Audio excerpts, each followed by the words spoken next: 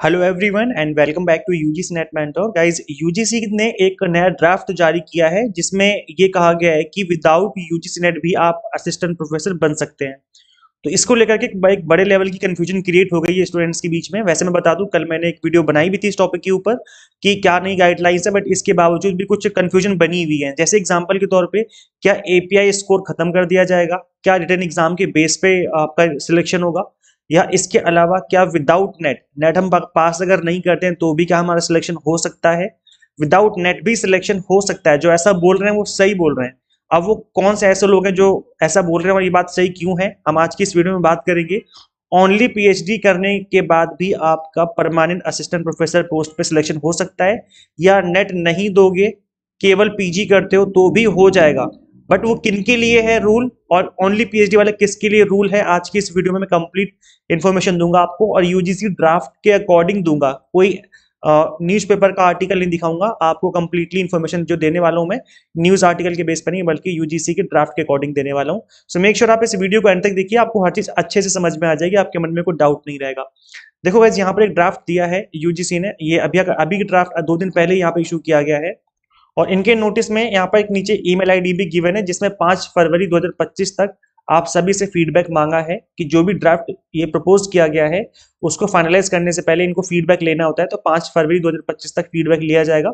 उसके बाद जो ड्राफ्ट की गाइडलाइंस है वो जारी कर दी जाएंगी। तो देखते हैं कि किस लेवल की गाइडलाइंस रहती हैं, सेम गाइडलाइंस रहती हैं या फिर कुछ चेंजेस करके जारी की जाएंगी गाइडलाइंस। तो जब गाइडलाइंस आएंगी तब पता चलेगा। अभी फिलहाल ये ड्राफ्ट आया है, अभी ये आपका 100% लागू ही हो जाएगा। सारी बातें ऐसे कंफर्म नहीं है, बट इसमें से मोस्ट ऑफ द चीजें जो है वो लागू हो जाएंगी। अब यहाँ पर मैं आपको बता दूं, जो सबसे इंपॉर्टेंट क्वेश्चन बना हुआ है कि सर क्या नई गाइडलाइंस आने के बाद एपीआई स्कोर जो था, एकेडमिक परफॉर्मेंस इंडेक्स, क्या वो खत्म हो जाएगा?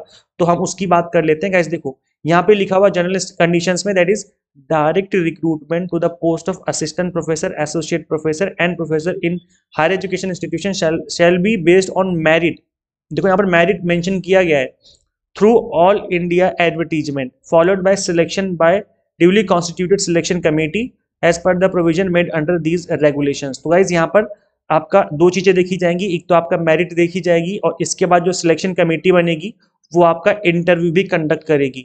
तो दो चीजें होंगी, एक तो मेरिट बनेगी, उसके बेस पे आपका इंटरव्यू होगा, और इंटरव्यू के परफॉर्मेंस के बेस पे आपका आगे सिलेक्शन होगा या नहीं होगा वो डिसाइड होगा। तो ये मेरिट किस बेस पे बनेगी, आई थिंक जहां तक मुझे लगता है अभी तो इन्होंने फुल फ्लैज जो इन्फॉर्मेशन है वो नहीं बताई है, लेकिन क्योंकि मेरिट बोल दिया है तो मेरिट का मतलब यही हो गया कि जो आपकी एकेडमिक परफॉर्मेंस रही है उसी के अकॉर्डिंग आपकी मेरिट बनाई जाएगी कि आपने कितना स्कोर किया है ग्रेजुएशन में, कितना स्कोर किया पोस्ट ग्रेजुएशन में, या आपने नेट किया है या जेआरएफ किया है तो उसके स्कोर देखे जाएंगे। अगर आपने रिसर्च पेपर लिखे तो उसका स्कोर बनाया जाएगा।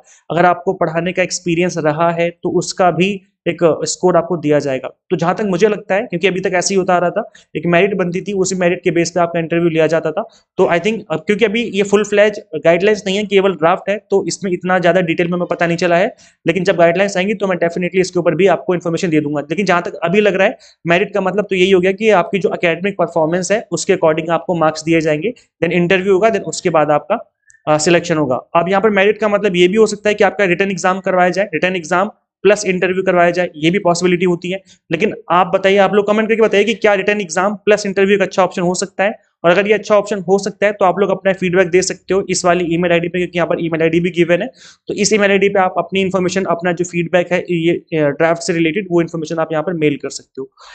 इसके अलावा गाइज यहाँ पे देखिए, ये बोला जा रहा है एक बहुत बड़े लेवल की यहाँ पर एक वो कर दी गई है, मतलब आपको एक फ्लेक्सिबिलिटी दे दी गई है। फ्लेक्सिबिलिटी ये है कि अगर आपने ग्रेजुएशन करी है किसी अदर सब्जेक्ट में, और इसके अलावा आपने जो 4 ईयर ग्रेजुएशन वो अदर सब्जेक्ट में करी है, फिर पीजी किसी अदर सब्जेक्ट में किया है आपने, और पीएचडी आपने किसी अदर सब्जेक्ट में कर लिया, तो जब अपॉइंटमेंट होगा आपका असिस्टेंट प्रोफेसर की पोस्ट पे, तो ऐसे में जो आपने पीएचडी करी थी जिस सब्जेक्ट में, उसी सब्जेक्ट में आपको अप्लाई करना है। तो आपका जो लास्ट डिग्री है उसके अकॉर्डिंग आपको देखा जाएगा। जिस सब्जेक्ट में आपने पीजी किया है, अगर आपने आगे पीएचडी नहीं करी, केवल पीजी किया है प्लस नेट किया है, तो फिर ऐसे में आपका जो नेट का सब्जेक्ट है वो देखा जाएगा कि आपने किस सब्जेक्ट में नेट दिया है। तो यहाँ पे आप देख सकते हो, जिस सब्जेक्ट में आपने नेट क्वालिफाई किया होगा उसी सब्जेक्ट में आपको आपको अप्लाई करना पड़ेगा, उसी पोस्ट में टीचिंग करने के लिए।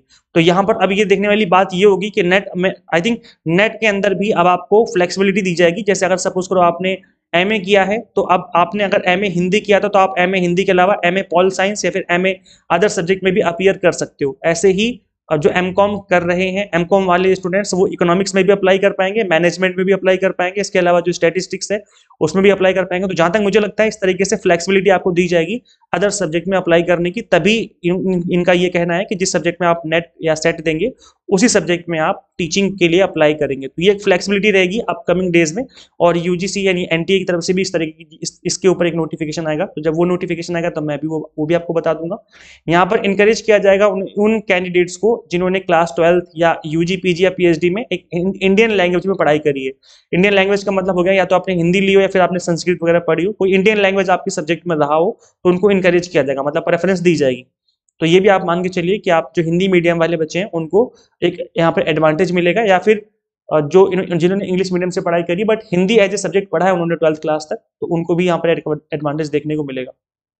आप देखो गाइस यहाँ पर डायरेक्ट रिक्रूटमेंट, जो कि मैंने कल भी आपको एक्सप्लेन किया था कि मिनिमम क्वालिफिकेशन क्या है, तो यहाँ पर 3 कंडीशन है और तीनों कंडीशन में सही बात बोली जा रही है। तीसरी जो कंडीशन है वो विदाउट नेट वाली है, मतलब अगर आपने नेट नहीं दिया, नेट पास नहीं किया तो भी आप प्रोफेसर बन सकते हैं, परमानेंट प्रोफेसर बन सकते हैं।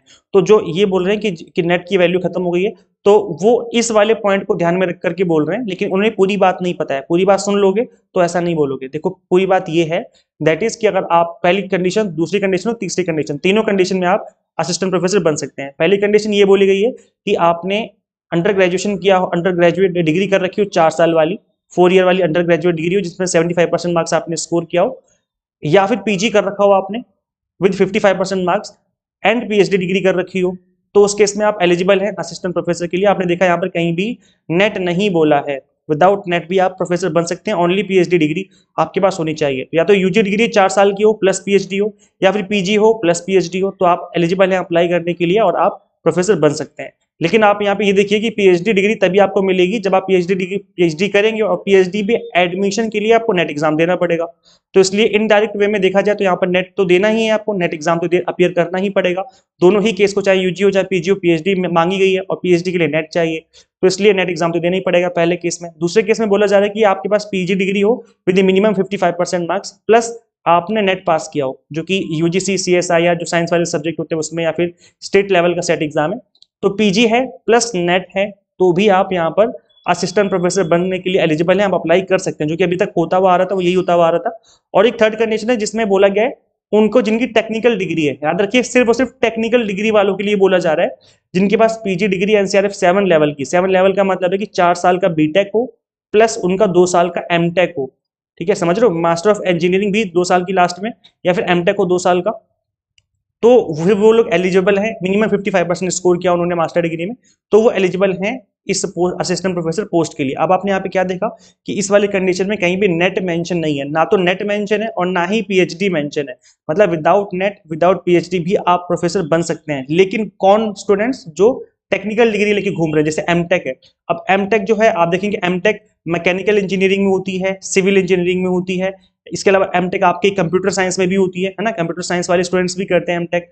तो अगर आपने एमटेक किया है कंप्यूटर साइंस में, एमटेक किया है मैकेनिकल सिविल या एनी अदर ब्रांच में, किसी भी ब्रांच में किया है, तो आप एलिजिबल हैं विदाउट नेट। नेट एग्जाम देने की कोई जरूरत नहीं है। वैसे मैं बता दूं मैकेनिकल सिविल में तो होता भी नहीं है नेट, लेकिन कंप्यूटर साइंस में तो होता है। लेकिन अगर आपके पास एमटेक डिग्री है तो आप एलिजिबल हैं विदाउट नेट। नेट नहीं करना, आपको डायरेक्ट जॉब मिल जाएगी, परमानेंट जॉब मिल जाएगी। तो ये 3 कंडीशन है। आई होप आपको तीनों चीजें समझ में आ गई हैं। तो ये एक कंप्लीट मामला है जो निकल के आ रहा है। और अभी भी आपके मन में कोई भी डाउट है, कोई कंफ्यूजन है, तो कमेंट कर देना, वहां पे रिप्लाई करके मैं आपकी हेल्प करने की कोशिश करूंगा। आई होप आपके जो डाउट है मैंने क्लियर कर दिए हैं। और अब देखो ज्यादा से ज्यादा इस वीडियो को शेयर कर दीजिए जो भी आपके फ्रेंड्स तैयारी कर रहे हैं यूजीसी नेट की, और जो भी असिस्टेंट प्रोफेसर बनना चाहते हैं। अगर आपने यूजीसी नेट एग्जाम अभी तक क्वालिफाई नहीं किया तो ऐसे देखो इस एग्जाम को फर्स्ट अटेम्प्ट में क्वालिफाई किया जा सकता है अगर आप एग्जाम टारगेटेड स्टडी करें। Exam targeted in the sense कि जिस तरीके से एनटीए क्वेश्चन पूछता है उस तरीके से चीजों को प्रिपेयर किया जाए। तो यहाँ पर हम आपको paper 1 commerce management and political science की एग्जाम टारगेटेड प्रिपरेशन करवा रहे हैं, और यहाँ पर 6 मंथ के अपडेटेड लेक्चर्स अपडेटेड कंटेंट के साथ यहाँ पे हम आपको अवेलेबल करवा रहे हैं। तो गाइस यहाँ पर क्या कुछ मिलेगा मैं आपको बता दूं। 100 मॉक टेस्ट मिलेंगे आपको प्रैक्टिस करने के लिए, पीडीएफ नोट्स होंगे, और इसके अलावा कंप्लीट लेक्चर्स मिलेंगे ऑल 10 यूनिट्स के, ताकि आपकी जो प्रिपरेशन है वो एग्जाम तक काफी अच्छे से हो जाए। सो करना क्या आपको, सिंपली गूगल प्ले स्टोर से एग्जाम मेंटर ऐप इंस्टॉल करनी है। अगर आप iOS यूजर हैं तो उसका लिंक भी आपको इसी वीडियो के description box and comment box में देखने को मिल जाएगा। इस ऐप को इंस्टॉल कर लीजिए अपने मोबाइल फोन में, और जो अपनी प्रिपरेशन है वो स्टार्ट कर लीजिए एग्जाम टारगेटेड, ताकि जब जून का एक मंथ है तब तक आपकी प्रिपरेशन बहुत अच्छे से हो जाए, प्लस मल्टीपल टाइम रिवीजन हो जाए और रिवीजन ही आपका एग्जाम क्रैक करवाती है। अगर आप अभी इनरोल करते हो तो अभी ऑफर भी चल रहा है, अभी अर्ली बर्ड फ्लैट 10% का डिस्काउंट ऑफर भी चल रहा है, तो फ्लैट 10 कूपन कोड है, जैसे आप इसको अप्लाई करेंगे फीस आपकी 10% से ऑटोमेटिकली रिड्यूस हो जाएगी। तो गाइस ये कंप्लीट मामला है, आई होप आपको समझ में आ गया होगा। मिलते हैं फिर हम लोग नेक्स्ट वीडियो में। Till then keep watching UGC NET mentor. Thank you so much.